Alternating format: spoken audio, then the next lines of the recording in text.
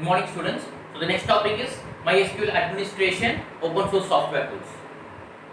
So these are the three open source software tools for installing the MySQL software. So all these three software will be having the basic functionalities for manipulating or managing the database.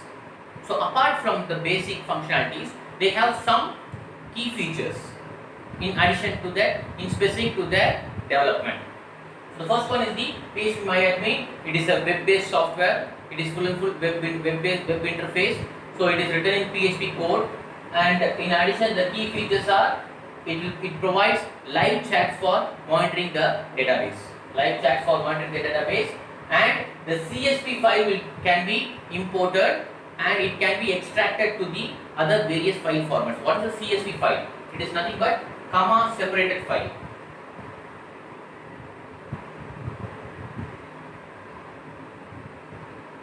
Comma separated values. So, for example,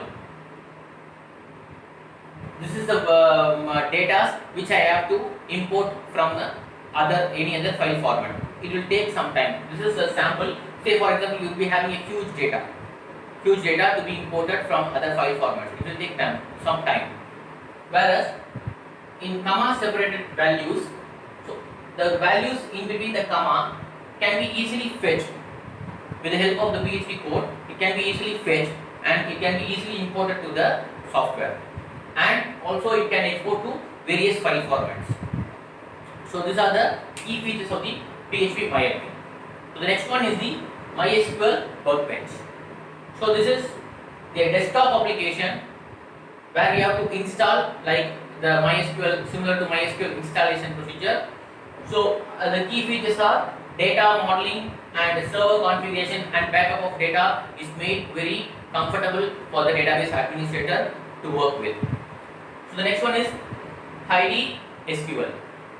Heidi SQL. It is also a desktop application.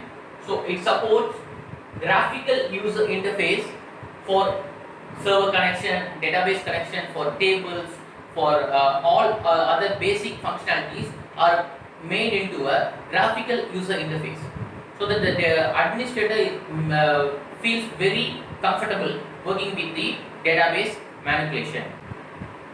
So these are the three basic open source software tools, and the next one is we are going to discuss about the designing database. So why we need to design a database? How to design a database? So the next one is designing the databases. So designing database is nothing but creating a new structure for the database, implementing the structure and maintaining the structure with respect to the required data is designing the database. So why the designing phase is more important? Because the performance and success of an application depends on the designing of the database. So the conceptual design. So the first one is the conceptual design. Conceptual design is nothing but a detailed discussion about the overall structure of the database. How many databases, how the database should be, what all the tables should be available, what all how many rows we are going to have, how many columns how many attributes we are going to have, like that, what is the primary key, and all these brief outline structure of the database is done in the conceptual design. So for creating the database, we use the command create db name. So automatically the database will be created. So for creating table, create table name. Before creating the table name, we have to use this database which we have created. So for that we have to do use command the db name, use db name. After that only the create table name function will work. So that before that, if you try to create a table name, it will be asking for which it will be creating the table name for the current opened database. So whatever the database is currently opened, the table will be created for that database. So it will not create for the new database. So we have to create the database and we have to use the database and then we have to create the table name. So next is inserting values. Insert into table name, column 1, column 2, column 3 and goes on. How many columns if we have, say for example n number of columns, we have to mention all those columns. Values, the values must be given in the say for example we have to give in the single quotes. If it is a string means we can use as a double quotes. Either we can use double quotes or single quotes. In case if it is a number, numerical value means there is no need for using the either single quotes or double quotes.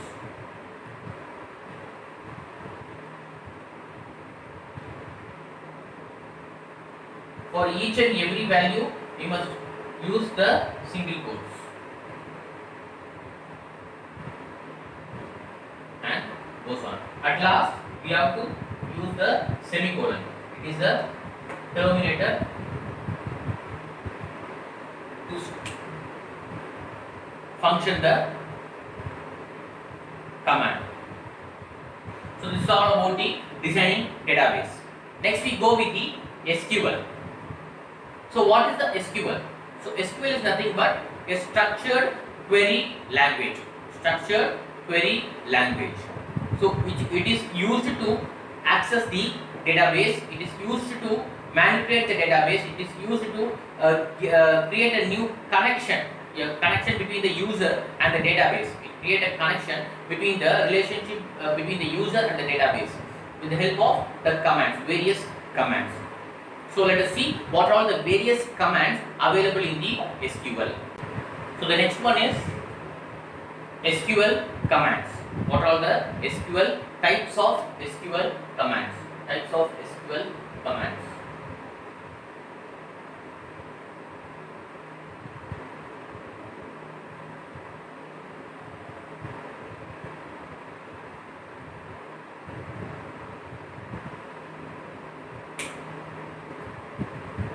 So the next one is types of SQL commands. So these are the major types of SQL commands. Let us see one by one. So first one is the DDL. It is data definition language. So it defines the schema for the database. That is, we have already told that schema means it is a structure. So it defines the structure for the database. So these are the various commands used in the DDL. First one is we can able to create the database. We can alter the database. Alter in the sense we can add new columns. We can change the structure. We can change the primary key like that, changing the structure.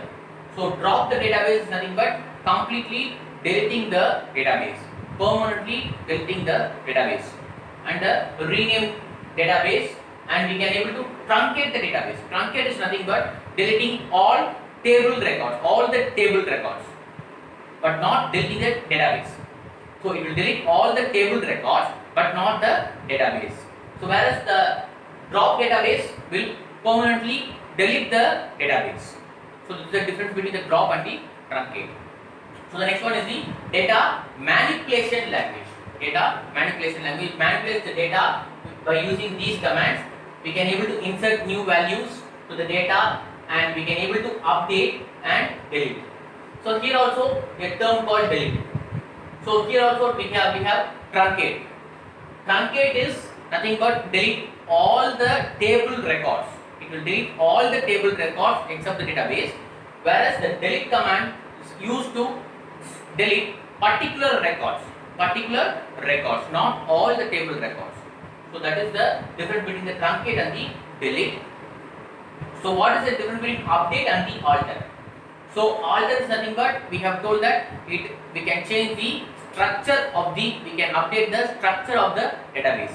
Whereas in the update we can able to update the values already given. Well, we can able to change the values, that is change the records already given.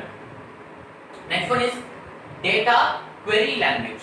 data query language is used to retrieve the data from the database. So we use the select command for retrieving the database. The next one is the transaction control language.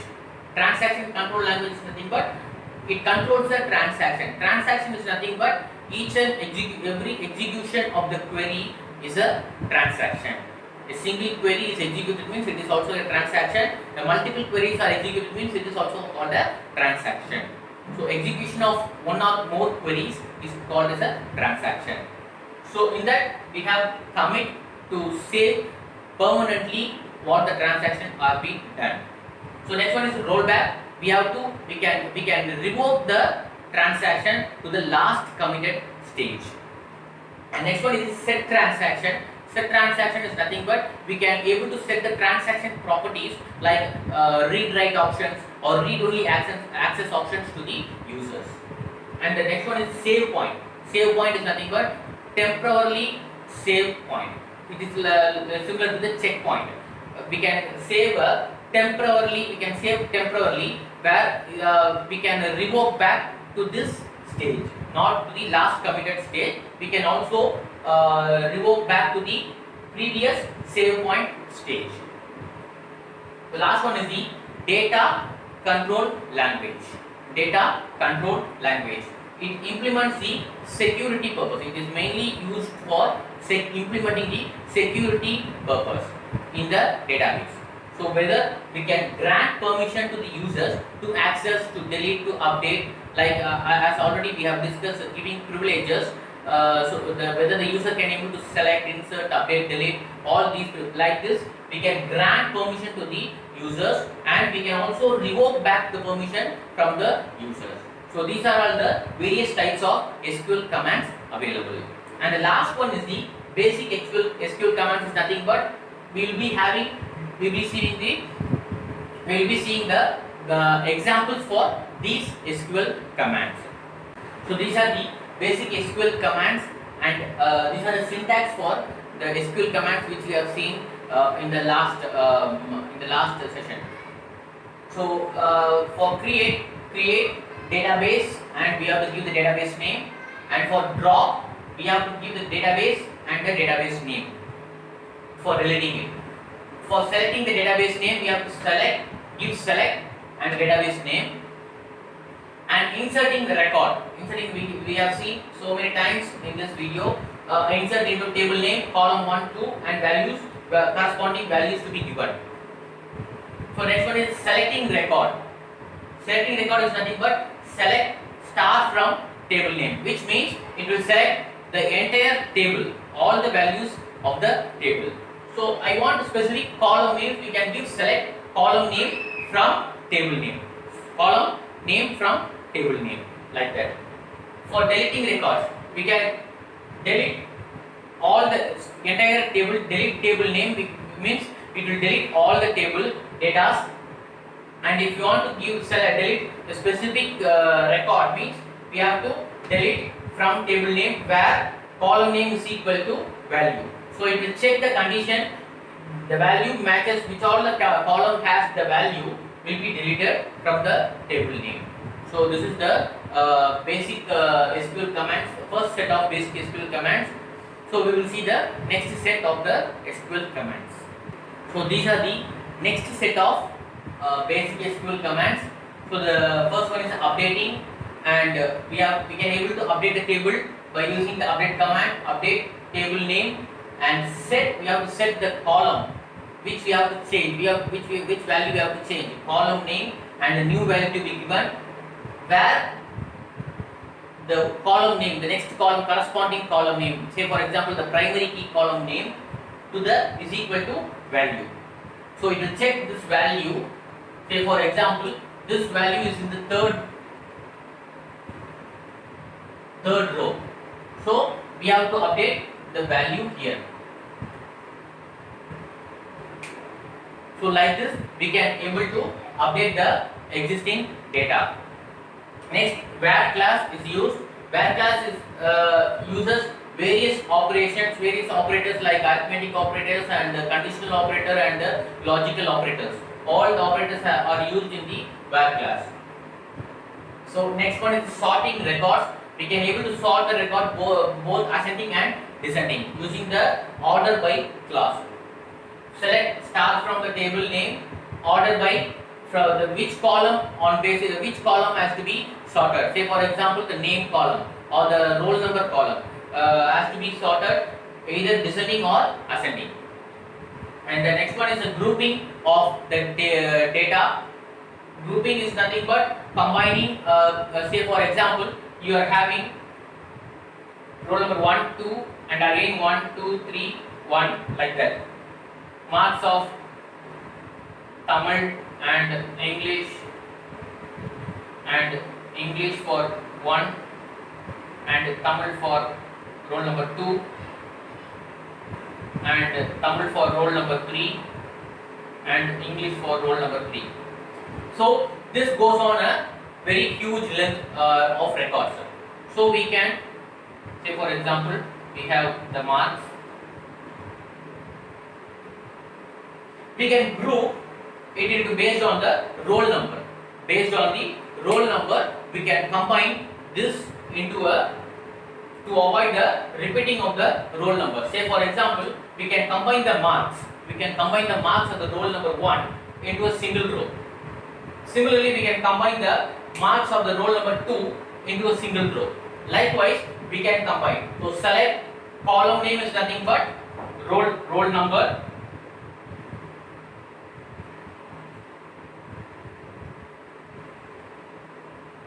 Roll number and column 2 is this is the output we need. So select.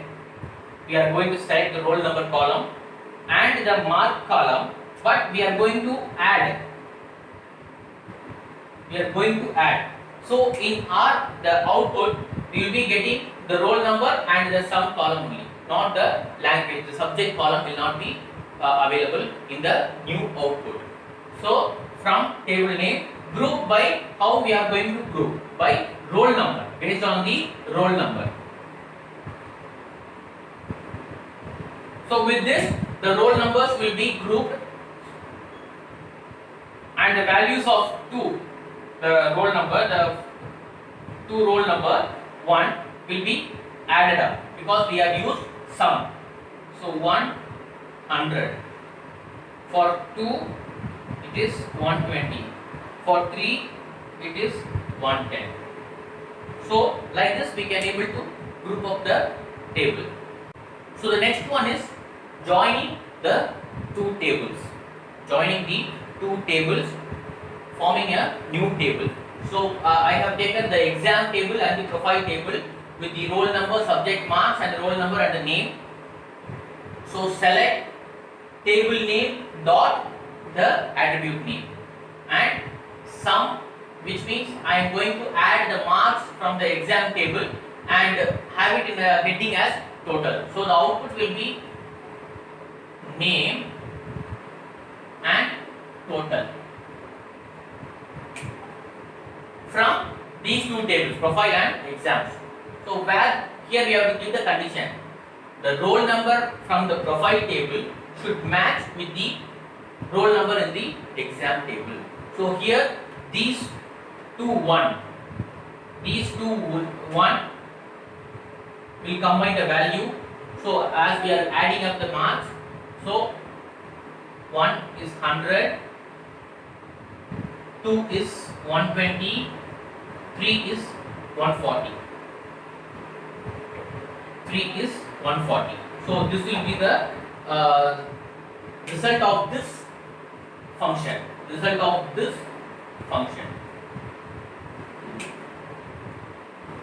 So based on this, the result will be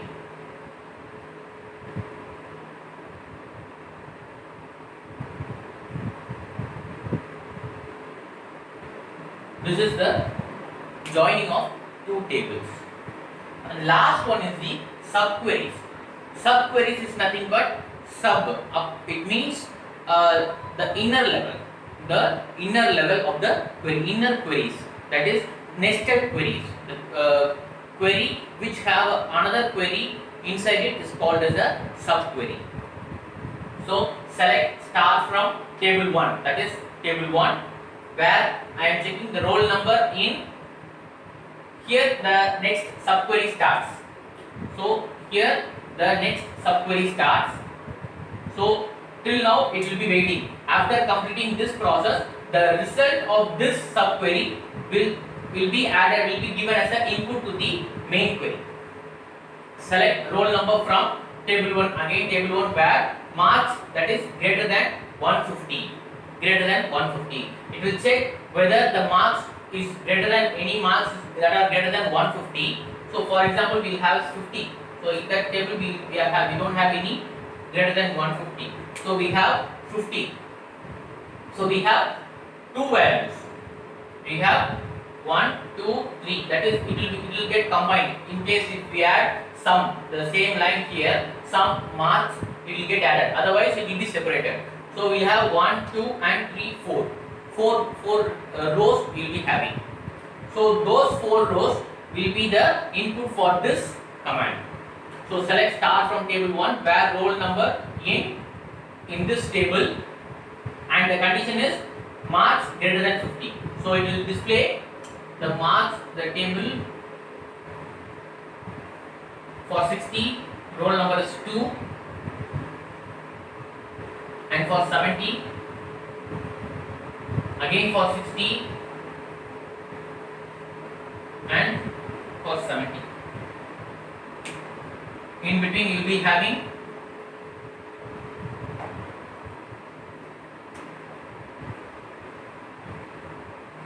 E 63, 70, again 60,